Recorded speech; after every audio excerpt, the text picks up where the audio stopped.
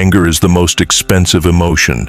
It costs time, relationships, clarity, and often your own self-respect. The Stoics understood that a man who cannot master his anger will be mastered by it. Marcus Aurelius wrote, "The best revenge is to be unlike him who performed the injury." This isn't weakness, it's power. By refusing to match anger with anger, you stay in control. The first principle to defeat anger is pause before reacting. Anger demands speed. Stoic wisdom demands patience. A few breaths can stop a lifetime of regret. The second principle is understand the source. Marcus reminded himself daily that people act out of ignorance, fear, or weakness. Seeing this reduces the personal sting and makes the offense easier to control. The third principle is control your perception. Epictetus taught that nothing can truly harm you unless you decide to interpret it as harm. Change the meaning, and you change the emotion. The fourth principle to defeat anger is practice empathy without attachment. Seneca advised imagining the pressures, fears, or ignorance that drive others to act poorly. Understanding doesn't excuse the behavior, but it prevents you from being consumed by it. The fifth principle is choose your standards over their actions. Marcus Aurelius wrote that another person's behavior doesn't decide your character. You respond according to your values, not their mistakes. The sixth principle is step away when needed. Physical distance can be the fastest way to cool emotional heat. The Stoic is not afraid to pause a discussion, leave a room, or create space until he can respond with clarity. The seventh principle is focus on long-term consequences. Anger feels powerful in the moment, but it almost always leaves damage behind. The Stoic asks, will this reaction serve my life tomorrow? If the answer is no, the action is restrained. Anger pretends to be strength, but in reality, it's a loss of control. The Stoic understands that true strength is calm under fire.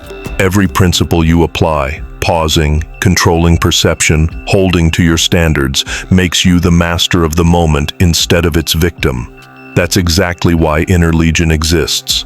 We don't just talk about controlling anger. We give you the tools to defeat it in real situations.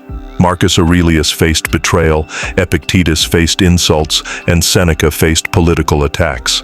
They all chose calm over chaos, and so can you. If you're ready to stop being a prisoner of your temper, if you want to build the kind of control that commands respect and protects your peace, subscribe now. This is where we turn Stoic principles into daily weapons you can use. Picture this. Someone insults you in public. Most men react instantly. Voices rise, tempers flare, and the situation escalates. The Stoic does the opposite. He pauses, assesses, and chooses silence or a measured response. His composure unsettles the aggressor far more than anger ever could. Now imagine a heated workplace meeting. A colleague challenges your ideas, maybe even your competence. The average person jumps into a defensive argument. The Stoic stays calm, lets the room speak, and responds with logic, not emotion. By doing this, he maintains authority and respect, while the critic exposes his own lack of control. Even in personal life, when family or close friends say something sharp, the Stoic uses space. He doesn't deny the hurt, but he refuses to let it dictate his actions. His restraint keeps relationships intact and his self-respect unharmed. Anger wants to pull you into its fire. The Stoic wins by refusing to enter the flames.